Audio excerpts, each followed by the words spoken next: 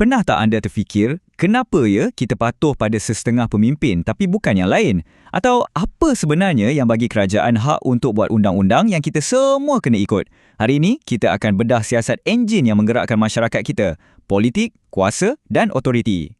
Jadi ini soalan besar kita. Boleh ke politik wujud tanpa ada kuasa? Cuba fikirkan. Tak kisahlah mesyuarat PIBG sekolah ke ataupun kerajaan sebuah negara. Boleh tak apa-apa keputusan dibuat kalau tak ada sesiapa atau sesuatu yang memegang kuasa? Untuk jawab soalan tu, ini plan kita. Kita akan mulakan dengan nadi politik itu sendiri, fahamkan apa itu kuasa dan kemudian kita lihat macam mana kuasa tu boleh bertukar jadi autoriti yang sah. Kita juga akan bandingkan cara negara berbeza uruskan kuasa sebelum kita simpulkan semuanya. Okey, jom kita mula dengan yang paling asas. Cuba bayangkan politik ni macam badan manusia. Dia ada nadi. 4 elemen penting yang buat ia hidup. Tanpa semua ni, politik tu ibarat tak bernyawa. 4 daya inilah dia, kuasa, pengaruh, autoriti dan keabsahan. Keempat-empat ni, dia macam bahan utama dalam satu resipi. Walaupun lain-lain, tapi bila digabungkan, ia akan tentukan siapa yang memimpin, siapa yang ikut dan kenapa. Jom kita pecahkan satu persatu. Jadi, kita mulakan dengan yang pertama dan mungkin yang paling asas sekali, kuasa. Bila kita sebut je kuasa dalam politik, apa sebenarnya yang kita masukkan? Senang cerita, kuasa ni kebolehan untuk suruh orang buat sesuatu walaupun orang tu tak nak. Ia bersifat paksaan, di mana seseorang tu boleh buat orang lain tunduk pada kemahuan dia. Selalunya sebab takutkan kesan buruk kalau tak ikut. Tapi kan, kuasa ni bukan satu jenis je. Dia ada macam-macam bentuk. Ada kuasa paksaan guna ugutan, ada kuasa ganjaran guna umpan macam bonus, dan ada juga kuasa pakar yang datang dari ilmu dan kemahiran seseorang tu. Nak faham kuasa paksaan, bayangkan situasi ni. Ada seorang pengurus, kita panggil dia Encik X. Tak ada siapa pun suka dia. Tapi, semua orang buat apa yang dia suruh. Kenapa? Sebab dia ada kuasa untuk hukum. Dia boleh tahan kenaikan pangkat, dia boleh bekukan cuti. Itulah dia kuasa paksaan dalam tindakan. Tapi kan, kalau harapkan kuasa semata-mata, selalunya ia takkan tahan lama. Untuk jadi betul-betul kukuh, kuasa perlu diubah menjadi sesuatu yang lain, iaitu otoriti.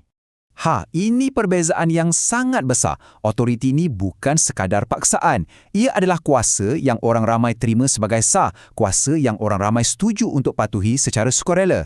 Ia bukan lagi soal siapa kuat dia dapat, tapi siapa yang berhak.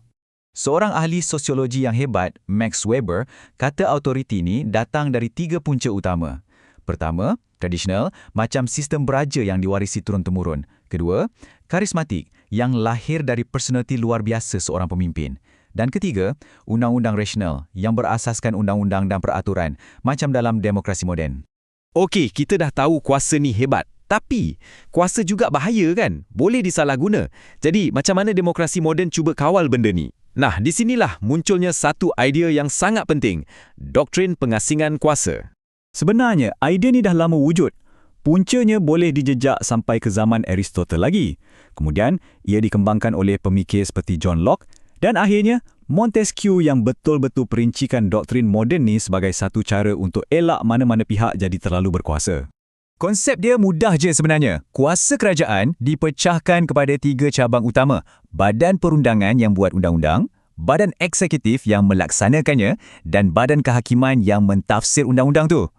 Setiap cabang ni saling menyemak antara satu sama lain, mewujudkan sistem semak dan imbang. Tapi teori ni tak semestinya nampak sama bila dipraktikkan.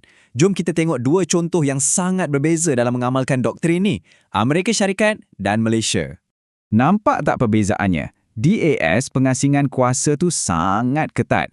Presiden dan kabinetnya adalah badan yang berasingan sepenuhnya daripada Kongres. Tapi di Malaysia, sistem parlimen kita berbeza. Menteri-menteri kabinet, eksekutif juga adalah ahli parlimen, perundangan. Jadi garisan antara kedua-dua cabang ni lebih bercantum. Okey, sekarang kita dah sampai ke bahagian paling penting. Macam mana ketiga-tiga konsep ni, kuasa, otoriti dan keabsahan sebenarnya saling berkait? Jom kita rungkai persoalan ni sebab inilah intipati keseluruhan perbincangan kita hari ini. Jawapannya mudah. Ketiga-tiganya tak boleh dipisahkan. Keabsahan atau legitimasi itulah bahan rahsia yang menukarkan kuasa kasar menjadi autoriti yang dihormati. Tanpa penerimaan dan sokongan rakyat, autoriti itu tak sah. Dan tanpa keabsahan, lama-kelamaan mana-mana kerajaan pun akan goyah dan berisiko untuk jatuh. Macam yang ahli falsafah John Locke pernah cakap, pemerintahan yang stabil dan adil tak boleh dirampas dengan kekerasan semata-mata. Ia mesti datang dari persetujuan rakyat yang diperintah. Ini membawa kita kepada satu soalan terakhir untuk anda fikirkan. Dalam dunia kita hari ini, yang mana satu agaknya lebih berkuasa? Adakah karisma luar biasa seorang pemimpin atau kekuatan undang-undang yang telah termaktub? Satu persoalan yang menarik. Terima kasih kerana bersama kami.